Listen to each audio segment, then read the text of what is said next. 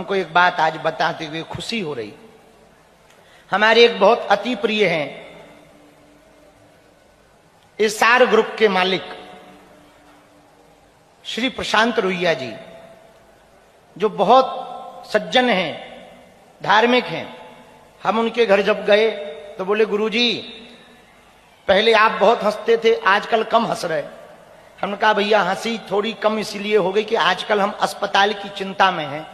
हमारा अस्पताल नहीं बन पा रहा, कैंसर हॉस्पिटल की चिंता है, कैंसर हॉस्पिटल नहीं बन पा रहा, उसकी चिंता है। पता है वो क्या बोले मुस्कुराकर? गुरुजी वो चिंता हम पे छोड़ दो, आप मुस्कुराओ।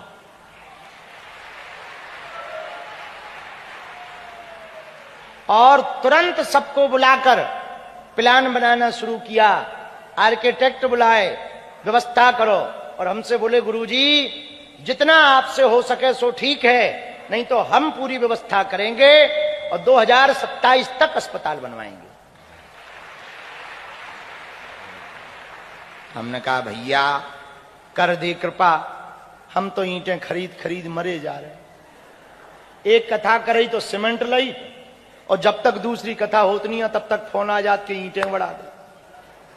दूसरी कथा हो दक्षिणा से ईंटें लो, तब तक फोन आ जात के लेबर भग गई, कई काव भग गई, बोले पेमेंट ही नहीं करो। वाह, अरे हम का गजब पागल पले भाई, ऐसे फंसे। लेकिन वो भी आनंद है।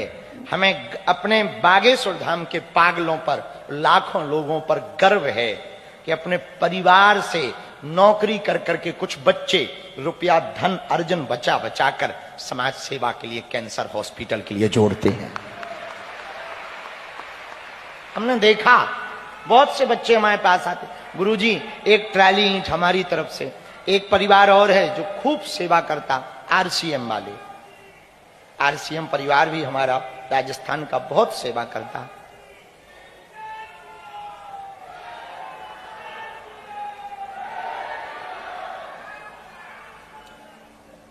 बेटी विवाह है 15 फरवरी को, 300 बेटियों का है। जरूरी नहीं तुम धन की ही सेवा करो, भगवान जिनको प्रेरणा देंगे सो तो हो ही जाएगी।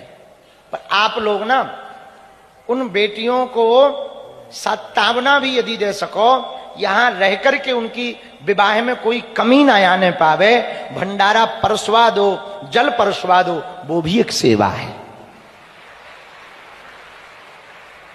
और सुनो, हम धन्यवाद तुम्हें दे पाए ना दे पाए, हम तुम्हें पटका डाल पाए ना डाल पाए, हम आपका नाम ले पाए या ना ले पाए, पर एक बात हम कहें विनम्रता पूर्वक, भैया